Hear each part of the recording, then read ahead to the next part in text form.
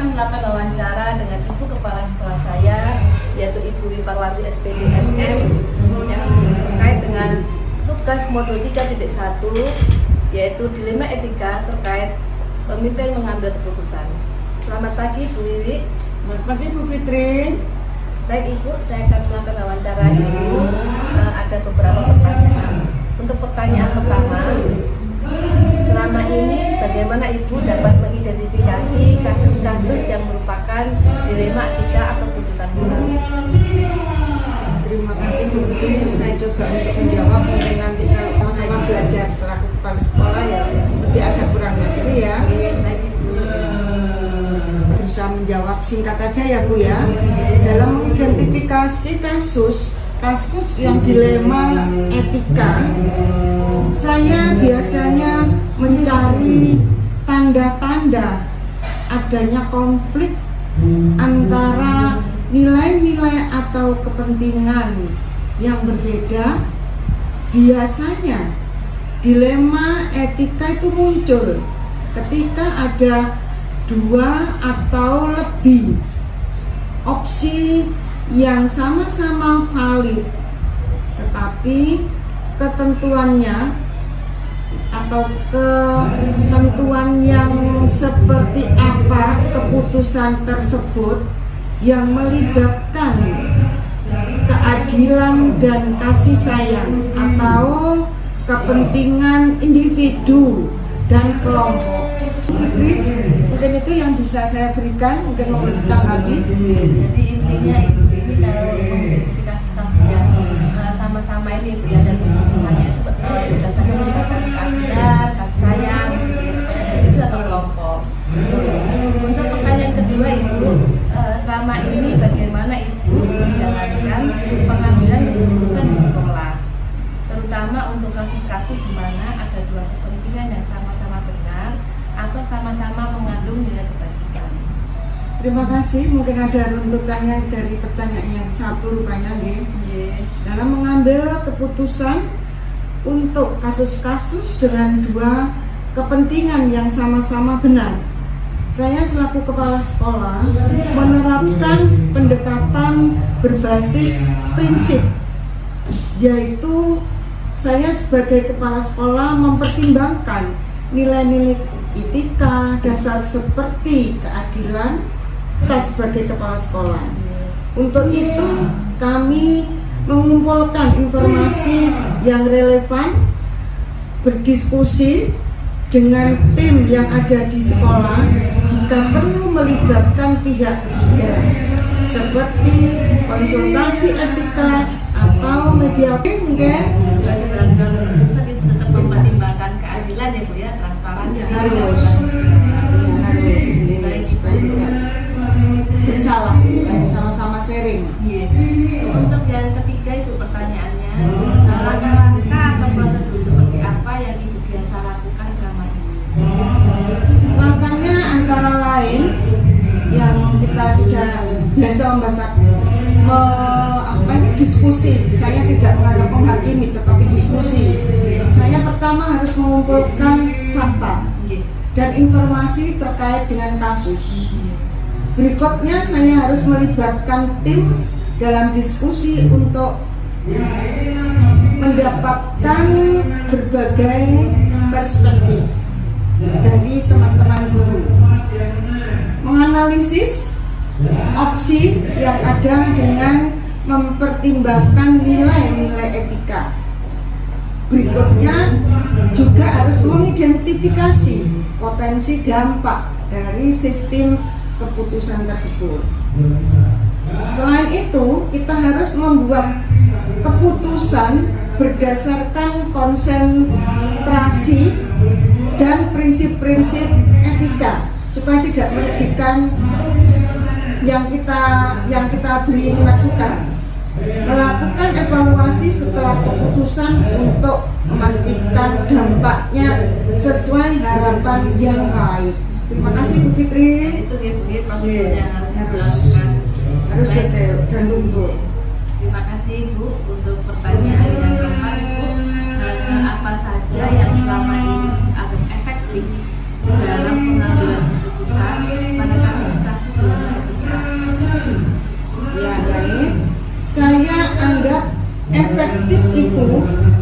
termasuk adalah melibatkan berbagai pihak dalam diskusi untuk mendapatkan perspektif yang beragam, maksudnya bermacam-macam pendapat dari teman. Kita juga harus menerapkan prinsip etika yang jelas untuk menilai opsi dari lawan bicara kita. Kita juga harus menyediakan ruang untuk refleksi diri, pertimbangan yang paling mendalam. Kira-kira menyadari enggak, misalnya kita ini biar tidak secara berjuang mewakili dan tersinggung, tidak ada seperti itu. Mungkin itu aja Bu Fitri. Baik Ibu, jadi kalau itu yang Ibu anggap dalam keputusan Ibu banyak sekali pertimbangannya, mengajak diskusi, harus menerapkan prinsip etika ya Bu ya, dan harus melakukan refleksi atau mawas diri ya Bu ya. Harus terlibat kedua belah pihak, itu harus menyadari kepentingannya. Untuk pertanyaan kelima itu, hal apa saja yang selama ini Ibu yang anggap tantangan dalam mengambil keputusan pada kasus-kasus dilema etika?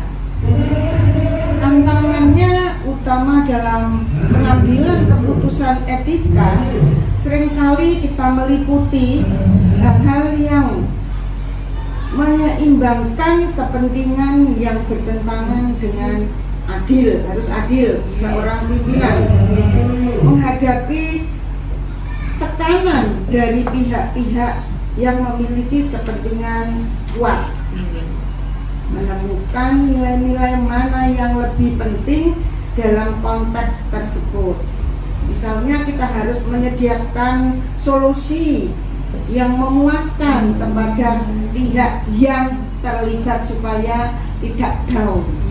Jadi itu tantangan ya Bu ya, tantangan dan solusi yang memuaskan semua orang, banyak orang kan Bu ya, tidak hanya satu pihak aja. Tidak satu dua orang, jadi kita supaya yang mendengarkan itu bisa refleksi tadi untuk menganalisa bahwa itu kita tidak baik, tidak boleh memojokkan yang kita hadapi. Baik Ibu. Sharing. Baik Ibu, untuk pertanyaan yang keenam, apakah Ibu memiliki sebuah kata-kala atau jadwal tertentu dalam sebuah penyelesaian kasus dilema etika? Apakah Ibu langsung menyelesaikan di tempat atau memiliki jadwal untuk menyelesaikannya? Bentuk atau prosedur apa yang Ibu pilih untuk menjalankan semuanya? Terima kasih Bu Fitri. Biasanya seorang pimpinan tidak memiliki jadwal tetap karena setiap kasus memiliki keunikan yang berbeda. Namun begitu, sebagai kepala sekolah kami berusaha menyelesaikan kasus-kasus dilema etika dengan cepat dan efisien sambil memastikan bahwa semua langkah pertimbangan dilakukan harus secara cermat supaya berkeadilan. Terima kasih. Baik Ibu, untuk pertanyaan ketujuh Ibu, adakah seseorang atau faktor-faktor apa yang selama ini mempermudah atau membantu Ibu dalam mengambil keputusan dalam kasus-kasus dilema etika? Untuk mengambil keputusan yang kami lakukan yaitu dukungan dan masukan dari tim yang kompeten dan berpengalaman tentunya. Adanya pedoman atau kode etik yang jelas. Berikutnya, konsultasi dengan ahli etika atau pihak ketiga yang berkompeten juga. Pengalaman dan refleksi pribadi dalam menangani suatu kasus yang serupa itu jadi acuan. Terima kasih. Baik Ibu, untuk pertanyaan terakhir, dari semua hal yang telah Ibu sampaikan, pembelajaran apa yang dapat Ibu petik dari pengalaman Ibu dalam mengambil keputusan dilema etika? Terima kasih. Untuk pengalaman yang kami alami, belajar bahwa pengambilan suatu keputusan etika itu harus memerlukan keseimbangan antara prinsip-prinsip moral dan praktek yang realistis. Keterlibatan tim, transportasi, dan evaluasi berkelanjutan adalah kunci utama untuk membuat keputusan yang adil dan bijaksana. Untuk itu kami selaku kepala sekolah harus memahami pentingnya memiliki pedoman etika yang jelas dan proses refleksi untuk menangani situasi yang kompleks dengan lebih baik lagi. Terima kasih Bu Fitri. Mungkin itu yang dapat saya berikan jawabannya. Terima kasih Bu dari semua. Baik Ibu, terima kasih atas waktu yang sudah diluangkan. Demikian wawancara saya dengan Ibu Kepala Sekolah saya dari SDN Mandi 1. Semoga apa yang sudah saya timba ilmunya dari beliau tentang dilema etika pengambilan keputusan akan bermanfaat untuk saya ke depannya. Semoga SDN Mandi 1 tetap baik ya Bu ya, tetap maju ke depan, tetap the best. Terima kasih waktunya Bu. Assalamualaikum warahmatullahi wabarakatuh. Sama-sama Bu Fitri.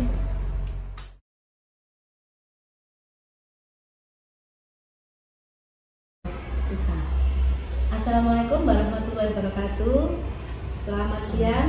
Pada siang hari ini saya mau mewawancarai Ibu Kepala Sekolah dari SDN Negara Kulon 1.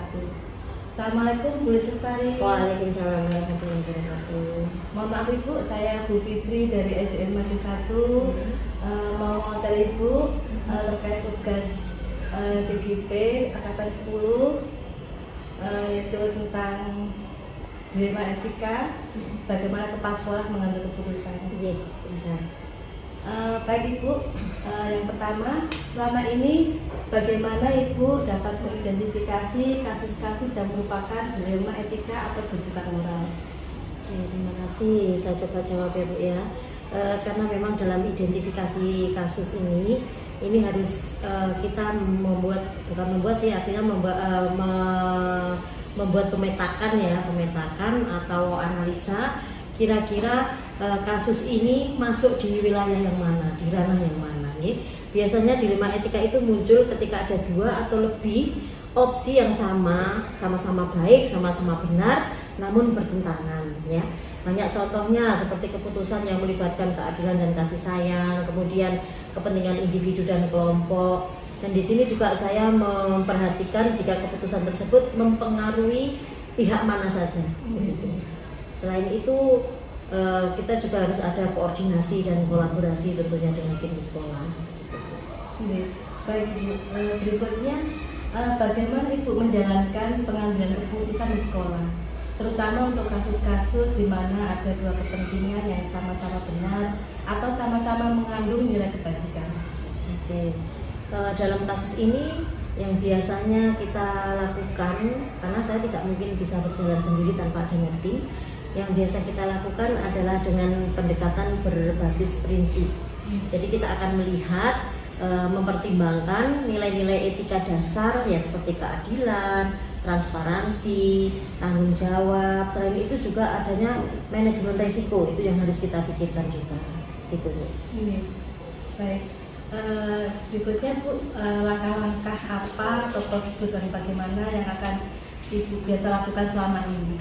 Oke, ya tadi saya sampaikan di awal bahwa dalam mengatasi masalah ini yang kita lakukan adalah dengan identifikasi dulu permasalahannya, kemudian pengumpulan fakta informasi sedetail mungkin, selengkap mungkin dan dari berbagai sudut pandang. Jadi tidak satu sisi saja begitu. Kemudian melibatkan tim ya, sekali lagi kita tidak bisa kerja sendiri. Secara manajerial kita ada tim yang harus dilibatkan untuk mendapatkan masukan dari semakin banyak masukan dari beberapa kepala itu kan nanti akan bisa kita lebih mencari dan mencermati mana yang paling benar begitu. Kemudian melakukan analisis opsi-opsi tersebut dengan mempertimbangkan tadi kembali lagi ke nilai-nilai etika, kemudian identifikasi potensi dampak ya. Ini yang biasa kita sampaikan adalah dengan kita memperhatikan manajemen risiko itu tadi, itu evaluasi dampak ya. Kemudian barulah dibuatkan sebuah keputusan di mana keputusan ini tidak merugikan salah satu dan tidak juga menguntungkan salah satu begitu. Setelah itu baru melakukan evaluasi dari keputusan tersebut. Kalau memang hal ini perlu tambahan masukan dari tim, itu tetap akan kita terima, gitu Bu. Cukup panjang langkah-langkah yang Ibu lakukan ya. Ini untuk berikutnya Ibu, hal-hal apa saja yang selama ini Ibu anggap efektif dalam pengambilan keputusan pada kasus-kasus dilema etika?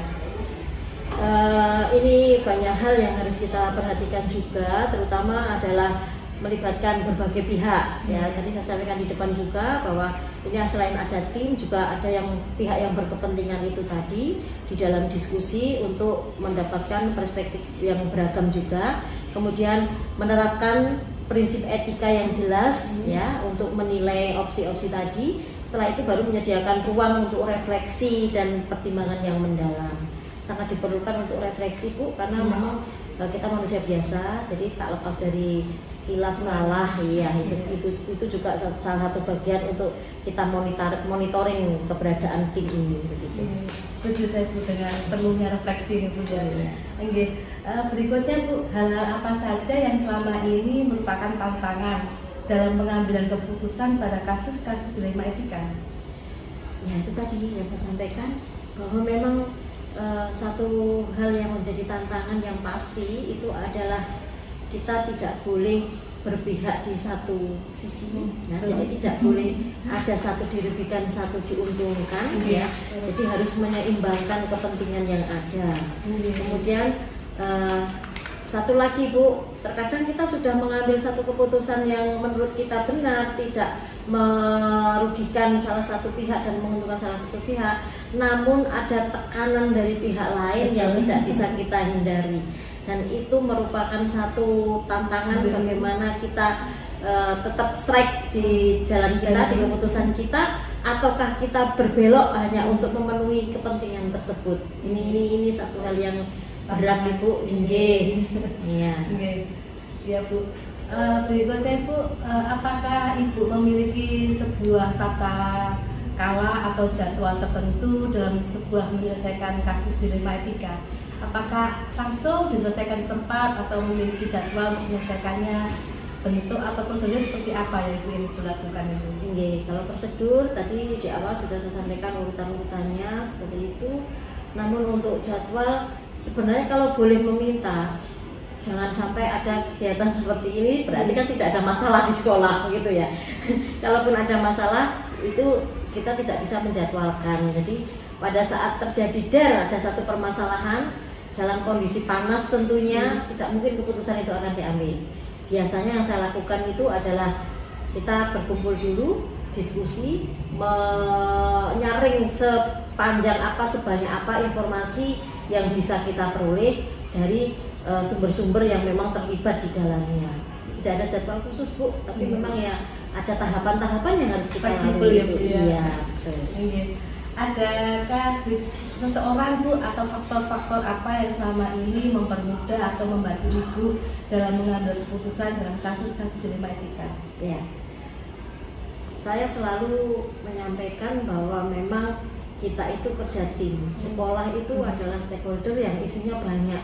Jadi saya tidak bisa jalan sendiri. Suksesnya ini juga karena ada tim itu tadi. Jadi memang benar komunikasi dengan tim itu yang sangat-sangat besar perannya di dalam pengambilan keputusan ini. Kemudian selain itu Bu, biar kita kuat ada SOP Bu. Nah, ada SOP, ada aturan yang pakem yang memang itu harus ada di sekolah begitu. Selain itu juga ini seringkali misalnya ada kasus keterlibatan murid ya dengan kasus tertentu lah yang memang memerlukan pendekatan ahlinya. Nah, itu saya sangat memerlukan kerjasama dengan pihak terkait, terutama di sini saya sering dengan psikolog Bu. Psikolog yang di puskesmas itu udah itu all round itu. Kadang malam saya telepon kondisi begini, saya coba begini, dan penanganan selanjutnya memang ada beberapa anak yang membutuhkan penanganan dari psikolog itu tadi. Dan yang tentunya yang paling utama dan penting itu adalah dari diri kita sendiri sebenarnya. Bagaimana kita menyikapi? Iya Bu, betul. Kita menyikapi setiap ada masalah. Kita harus bagaimana? Kalau dulu masih muda mungkin emosi masih nggak stabil, ya masih pelin-pelan lah kita masih dibawa sana sini. Tapi dengan berjalannya waktu tentunya sebagai bagian dari kita introspeksi diri, refleksi diri, itu menjadi modal utama dalam menghadapi setiap permasalahan. Matang ya Bu ya. Betul, insya Allah. Dalam rangka ke sana Bu. Oke, baik Ibu. Pertanyaan yang terakhir Ibu, dari semua hal yang telah disampaikan Ibu tadi, pembelajaran apa yang dapat Ibu petik dari pengalaman sehingga Ibu dapat mengambil keputusan di Rema Etika? Iya, pengalaman berharganya bahwa kita yang pertama tetap adanya komunikasi, kolaborasi, dan koordinasi dengan tim yang ada di sekolah. Kemudian juga kita harus bisa menyeimbangkan antara prinsip-prinsip moral dengan praktek yang realistis, karena teori itu tidak bisa kita telan mentah untuk diterapkan di dalam kondisi yang real. Mau tidak mau pasti ada pergeseran sedikit, entah banyak, itu sesuai dengan kondisional yang ada gitu ya. Jadi iya, evaluasi berkelanjutan itu perlu juga Bu. Memang itu satu hal pembelajaran yang kita tidak bisa dapatkan secara teori, tetapi di dalam praktek realnya kasus-kasus itu tidak bisa kita hindari gitu. Baik Ibu, terima kasih atas waktu luangnya sehingga bisa saya wawancarai pada siang hari ini. Sama-sama, maaf juga kalau ada kurangnya.